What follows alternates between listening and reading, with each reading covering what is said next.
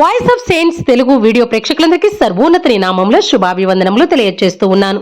ప్రియ క్రైస్తవ సహోదరి సహోదరులారా, కాన్స్టెంట్ నోపెల్ అగ్ర పీఠాధిపతి, శ్రీసభ విద్వాంసుడు, బోధకుల పాలక పునీతుడు మరియు బంగారు నోరు గల వక్త అయినటువంటి పునీత జాన్ క్రిసోస్తం గారి యొక్క జీవితాన్ని ఈరోజు ఈ వీడియో ద్వారా మనం తెలుసుకుందాం. పునీత జాన్ క్రిసోస్తం గారు సిరియాలోని అతియోక్య పట్టణంలో క్రీస్తకం 347లో జన్మించారు.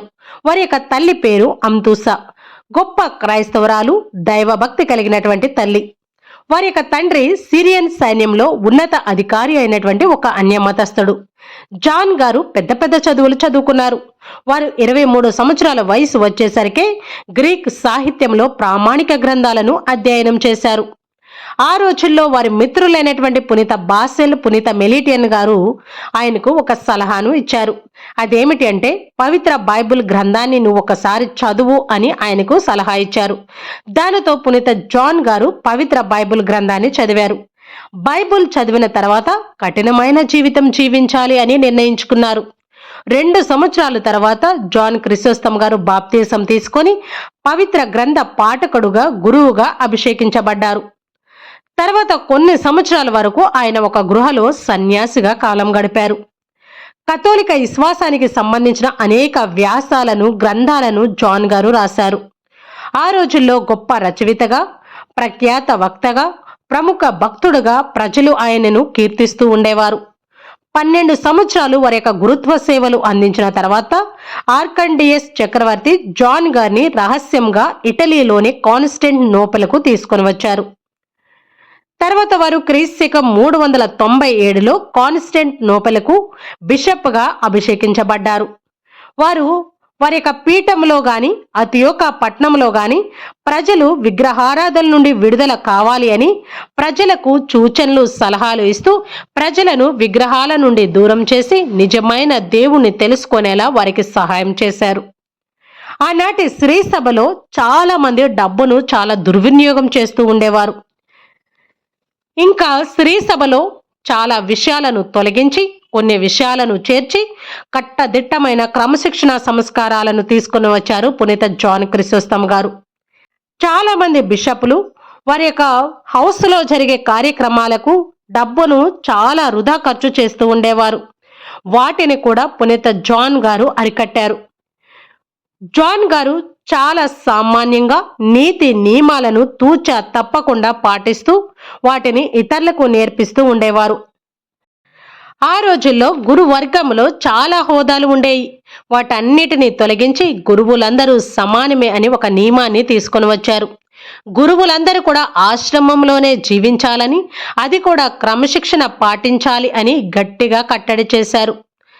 చాలా ముక్కుసూటిగా మాట్లాడేవారు. ఒక్కొక్కసారి గొడవలు కూడా తెచ్చుకునేవారు. దివ్య బలి పూజ చక్కగా నిర్వహించాలి అని, దివ్య బలి పూజలు జరగాలి అని, దివ్య బలి పూజను ప్రచారంలోకి తీసుకొని వచ్చిన వారిలో పునీత జాన్ క్రిసోస్తం గారు కూడా ఒకరు. చక్రవర్తికి మిత్రులైన వారు చక్రవర్తి ఆస్థానంలో జరిగే విలాసవంతమైనటువంటి విందులు, వినోదాలను ప్రముఖులుగా చలామణి అవుతూ చీకటి పనులు చేసే వారందరినీ జాన్ గారు తీవ్రంగా వారి యొక్క ప్రసంగాలతో దూయబట్టేవారు. ఎంతటి ఉన్నత స్థానంలో ఉన్న వారినైనా నిర్మోహమాటంగా మాట్లాడేవారు. మంచి అయితే మంచి, చెడు అయితే చెడి అని తెగేసి చెప్పేవారు. వారి ప్రసంగాలు వినడానికి సామాన్య ప్రజలు తండోపతండాలుగా వచ్చేవారు. దేవాలయంలో వారు పవిత్ర గ్రంథాలని చదివి సాధారణంగా కొన్ని నీతి పలుకులు ఆయన చెప్తూ ఉండేవారు. దానితో ప్రజలందరూ ఎంతో సంతోషంగా దేవాలయంలో చప్పట్లతో ఆయనను పొగుడుతూ ఉండేవారు. పునీత జాన్ క్రిసోస్తం గారు ఎటువంటి భయము లేకుండా తప్పు చేసిన వారు ఎంతటి వారైనా కూడా వారిని నిలదీస్తూ ఉండేవారు. దానితో ఉన్నత వర్గంలో ఉన్నటువంటి కొంతమంది అవినీతి పరులు పునీత జాన్ గారి పైన లేనిపోయిన కుట్రలు పన్నారు. వీరిపై ఉన్నత అధికారులకు లేనిపోయిన చాడీలు నూరిపోశారు. వారు కాన్స్టెంట్ నోపెల్లో ఆర్చ్ బిషప్గా చేసే కార్యక్రమాలను వక్రీకరించి చెప్పారు. జాన్ గారు పేద ప్రజలందరికీ కూడా సమానంగా న్యాయం చేస్తూ ఉండేవారు. పేద ప్రజల యొక్క అవసరాలలో ఆదుకుంటూ ఉండేవారు. దానితో ఉన్నత వర్గం వారికి నచ్చేది కాదు. ఇంకను జాన్ గారి యొక్క అద్భుత ప్రసంగాలు ఎంతో మంది ప్రజలను ఆకట్టుకునేవి. వారు ఆ ప్రసంగాలు విని తిరిగి వారు చదువుల్లోనూ ప్రసంగాల్లోనూ ఉపయోగించుకుంటూ ఉండేవారు. దానితో ఉన్నత వర్గం వారు పునీత జాన్ గారి పైన ఇరుచుకుపడుతూ ఉండేవారు. దానితో ఉన్నత వర్గం వారు పునీత జాన్ క్రిసోస్తం గారి పైన లేనిపోని అభియోగాలు మోపారు. బిషప్ పైన 5 సంవత్సరాలకు శ్రీసభకు సంబంధించిన కొన్ని అభియోగాలను ఆయన పైన మోపారు. దానితో పాలస్తీనాలో ఉన్నటువంటి అలెగ్జాండ్రియా నగర ప్రధాన పీఠాధిపతి థియోఫిలస్ గారు కాన్స్టాంటినోపుల్కు వచ్చి అక్కడ జరుగుతున్న వ్యవహారాలన్నిటినీ విచారించారు. చక్రవర్తి అంగీకారముతో వివిధ సాకులతో జాన్ క్రిసోస్తం గారిని పదవి బాధితుల నుండి తప్పించి దేశం నుండి బయటకు పంపించేశారు.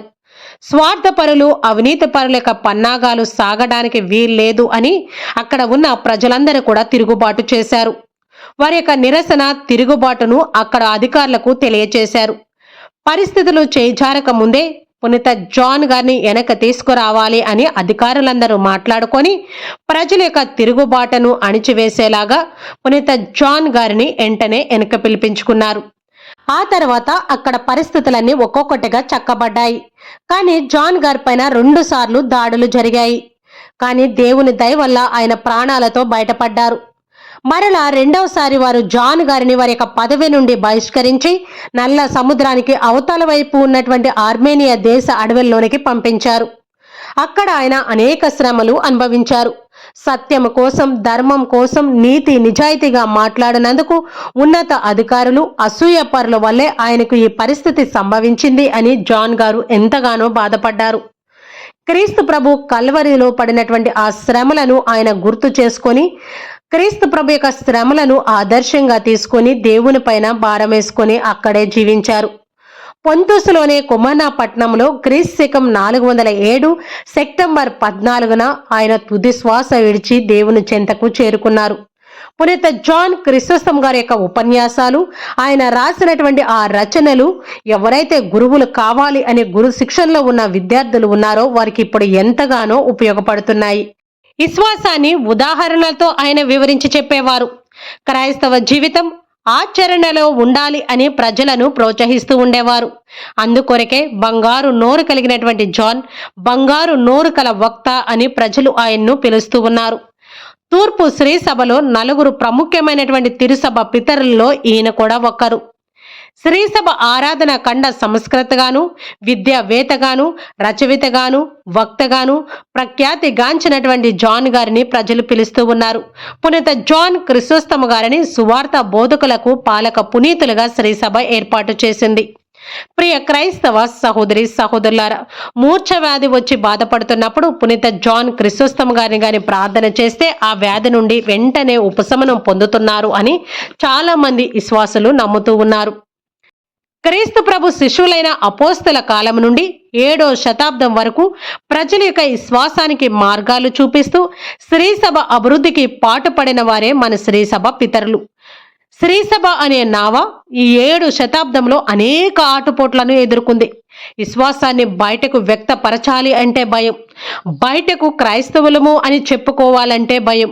అటువంటి పరిస్థితి నుండి క్రైస్తవ మత విశ్వాసులే రోమ్ రాజ్యానికి చక్రవర్తులుగా అయ్యారు. క్రైస్తవ మతమే రాజ్య మతంగా అవతరించే స్థాయికి చేరుకుంది. మధ్యధరా సముద్ర తీరంలో క్రైస్తవ మతం చాలా ప్రాబల్యం పొందింది. అనేక సంఘాలు అక్కడ వెలిశాయి. తప్పుడు బోధనలను, దబ్బర సిద్ధాంతాలను ఖండిస్తూ అసలు సిసలైన క్రైస్తవ విశ్వాసానికి రూపురేఖలు రూపొందించడంలో మన శ్రీసభ పెద్దలైనటువంటి పునీత జాన్ క్రిసోస్తం గారు ఎంతగానో కృషి చేశారు. పునీత జాన్ క్రిసోస్తం గారితో పాటు పునీత టెర్టూలియన్ గారు, వర్జన్ గారు, ఇరేనియస్ గారు, అథియేనియస్ గారు, పునీత ఎఫ్రెం గారు, కపదోచియన్ గారు మరియు పునీత జెరోమ్ గారు, పునీత ఆంబ్రోస్ గారు, పునీత అగస్టిన్ గారు, అలెగ్జాండరియాపుర సిరిల్ గారు, లియో ద గ్రేట్ గారు, గ్రెగేరా గారు, వీరందరూ కూడా మన శ్రీసభ పితరులు. మన శ్రీసభ ఈరోజు ఇంత గట్టిగా నిలబడడానికి కారణం వీరి యొక్క కృషి, వీరి యొక్క శ్రమ, వీరు తీసుకున్నటువంటి నిర్ణయాలు. దానివల్లే ఈరోజు మన శ్రీ సభ ఇంతగా గట్టి పునాది వేసుకోగలిగింది. కాబట్టి ప్రియ క్రైస్తవ సహోదరి సహోదరులారా, మన ఆది క్రైస్తవ సంఘంలో మన పితరులు ఎంతగానో కష్టపడ్డారు. వారి యొక్క విశ్వాసాన్ని నిలబెట్టుకుంటూనే మన క్రైస్తవ విశ్వాసులందరూ కూడా దృఢంగా నిలబడడానికి వారు ఎంతగానో కృషి చేశారు.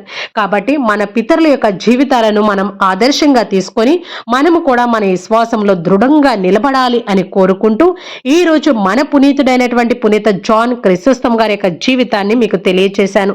కాబట్టి ప్రతి ఒక్కరు కూడా మన పితరుల యొక్క జీవితాలను ఆదర్శంగా తీసుకొని ముందుకు సాగాలి అని కోరుకుంటూ ఈ వీడియోను ఇంతటితో ముగిస్తున్నాను. మరొక మంచి వీడియోతో మీ ముందుకు వస్తాను. అప్పటి వరకు దేవుని యొక్క కృప కాపుదల మనందరికీ తోడయుండి దేవుని యొక్క ప్రేమలో సేవలో మనల్ని ముందుకు నడిపించును గాక. Amen. God bless you all.